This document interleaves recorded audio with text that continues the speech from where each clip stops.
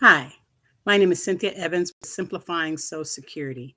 And today is Tuesday, and we're going to be talking about Social Security benefits for spouses. Now, there are a lot of questions that I receive about spouses' benefits, and some are people are kind of confused on certain requirements.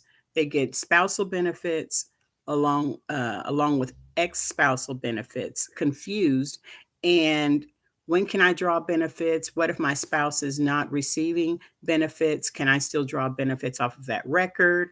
So I'm going to try to uh, answer some of those questions for you, and maybe this will clear up some of the questions about the simplifying the understanding of spousal benefits.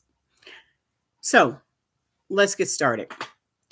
Today is going to be about what is spousal benefits. Spousal benefits, first of all, the simplest way to define it is for a spouse that you're currently married to is 62, and you want to know if you can file for benefits on that record. Now, one of the requirements is that the person, the number holder, the worker, has to be 62. They have to be 62 for you, the spouse, to be eligible for benefits on that record. Okay. The second thing is that spouse, if you're currently married, has to be re- receiving or filing for benefits um, while you're filing for benefits, or for you to receive benefits on that record.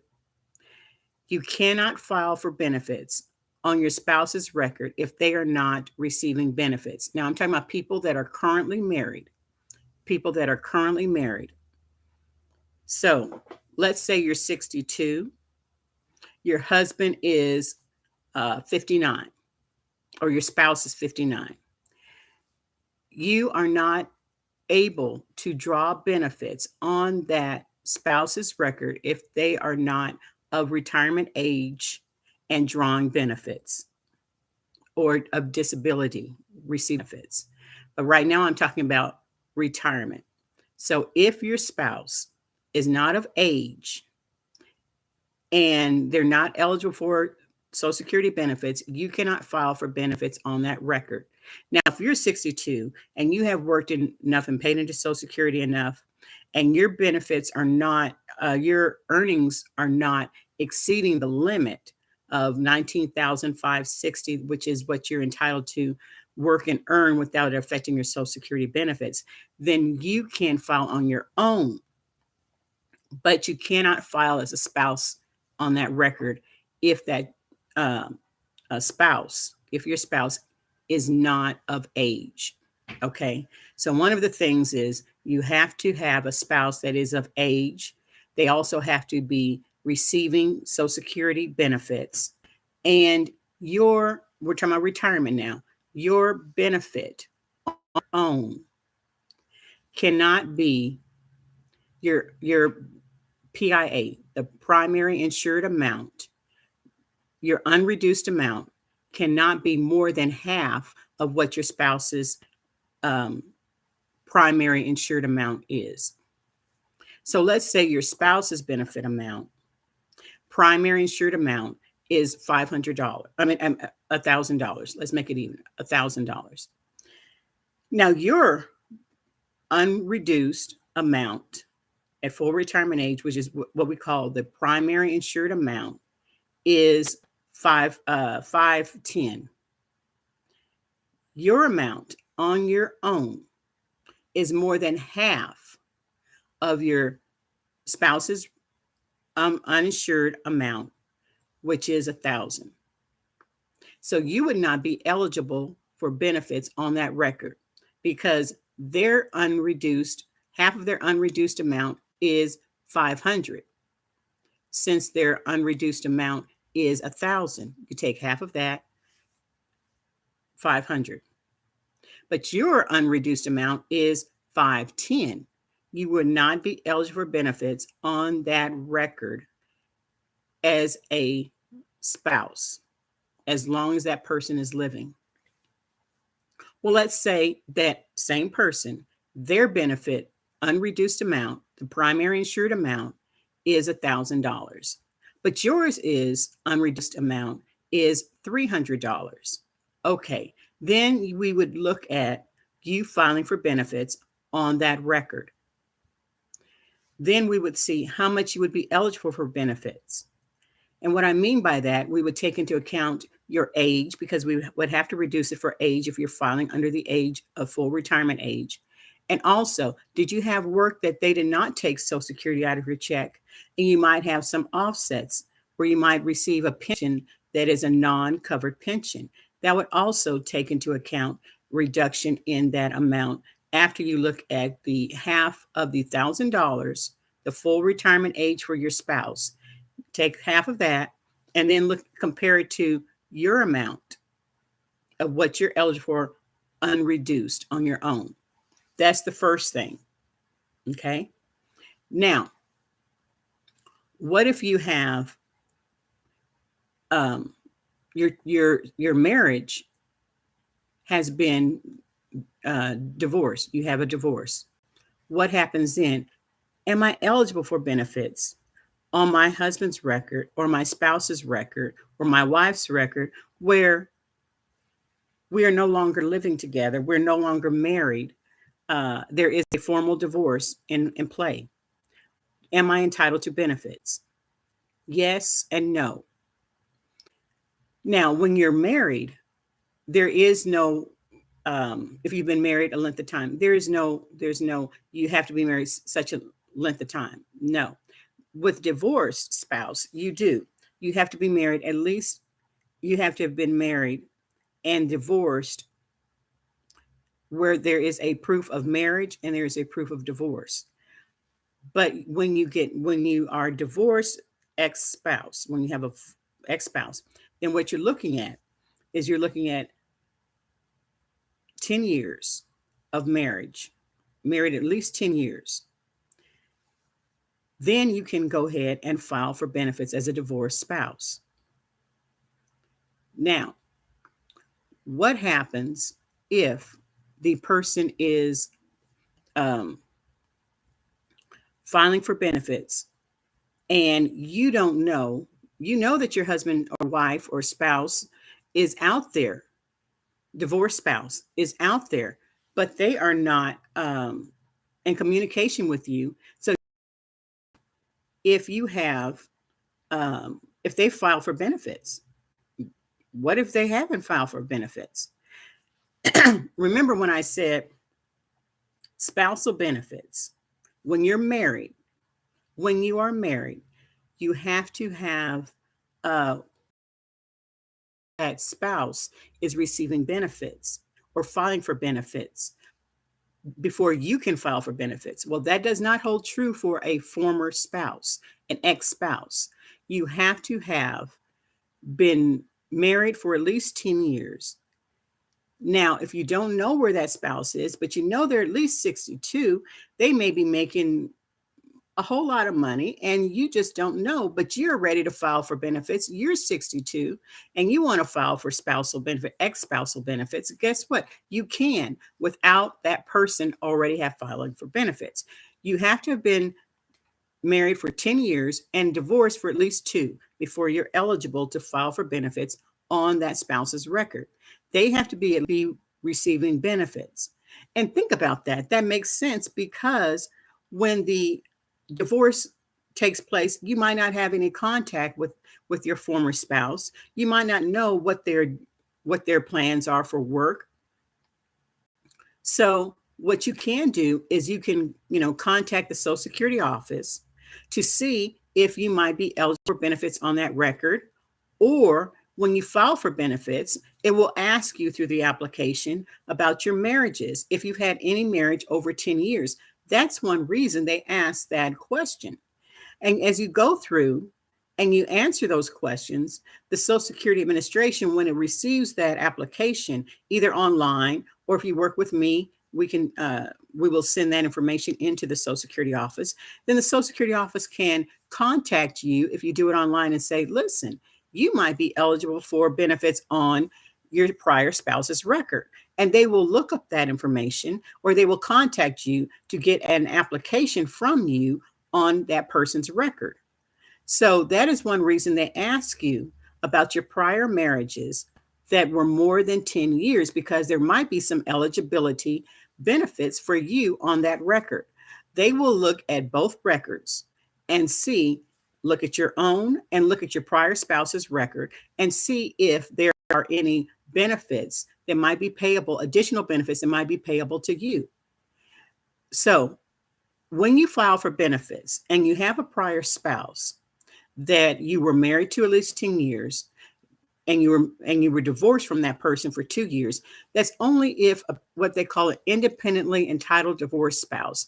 There might be some benefits that might be you might be eligible for.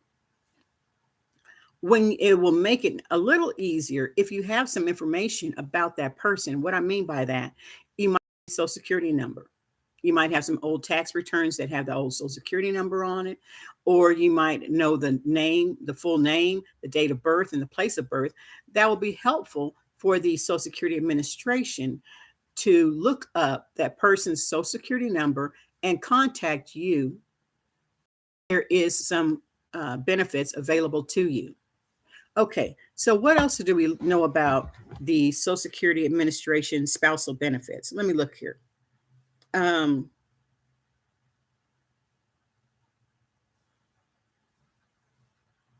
Okay, now what if you're divorced and you hear that your spouse has passed away, or they live in another state, they live somewhere that you have no contact, you don't even know that the person has passed away? How will you be eligible or entitled to receive benefits? How will you know about this? Well, sometimes if you have children involved and they're grown children, they can tell you, well, dad or mom has passed away. That's a possibility. Then you can contact the Social Security office and say, oh, I heard that my former spouse has passed away. Is there any chance of eligibility? And they will be able to look up that information and see if you might be eligible for benefits. If there is no, if you don't know about that, but let's say that your former spouse has remarried. Well, when they take that application, the former spouse, under penalty of perjury, and the surviving spouse will say, well, I do remember that this person was married prior to our marriage, and that marriage ended in divorce. And so this is all I know about them. They're living in such and such a city. They are, how old are they? They're 67. They might be eligible for benefits. So Social Security has to do some investigating, try to get, maybe there are some children that are involved that might have kept up with their parent that passed away, and kept up with you.